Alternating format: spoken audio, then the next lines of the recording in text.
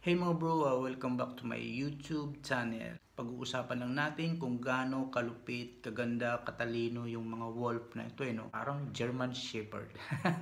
Pero yan yung mga tsura nila, malalaki sila and matatalino. So alam nyo ba, sinasabi ng mga matatalinong tao or mga eksperto ay mamuhay na parang wolf. So bakit kaya nila ito nasabi? Hindi ito sila kumakain ng mga patay na or yung mabaho na, yung inaagnas na. Kinakain nila yung kakamatay lang or fresh pa na pwede pa. Karamihan fresh talaga yung kakahuli lang.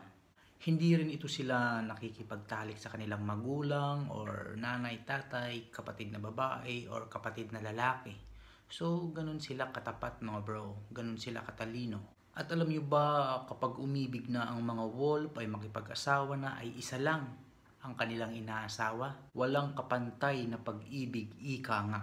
So, ang mga wolf kapag nag-asawa ay isa lang. So, alam nila ang kanilang asawa or mga anak. Alam nila na kanilang mga anak ay nagmula lang sa isang asawa nila. So, hindi sila tulad ng ibang aso na nakikipag-asawa kung saan-saan. So, ganun sila katalino mga bro, no? At kapag nag-asawa na ito sila, ay talagang walang kapantay na pag-ibig.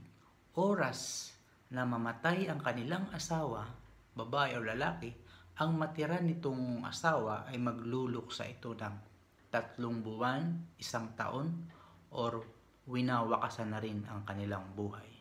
So ganun ang kanilang karakteristik mga bro. Kapag naman humantong na sa katandaan ang kanilang mga magulang, ay sinasabing ang wolf lamang ang nag-iisang nagpaparangal sa kanilang mga magulang. Alam nyo kung bakit? Kapag matanda na ang kanilang mga magulang, ay naiiwan na lang ito sa kanilang bahay, sa mga kuweba kung saan man sila nakatira. At ang mga anak na nila ang naghahanap ng pagkain para sa kanila. So, di ba?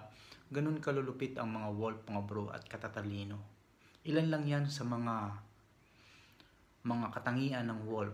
At alam nyo ba ang mga wolf mga bro ay hindi ito sila umaatake ng sure nila na sila ay mananalo. So umaatake lang ito. Pag sila ay umatake ay talagang sure yan na sila ang magwawagi. Ganun kalupit ang mga wolf mga bro.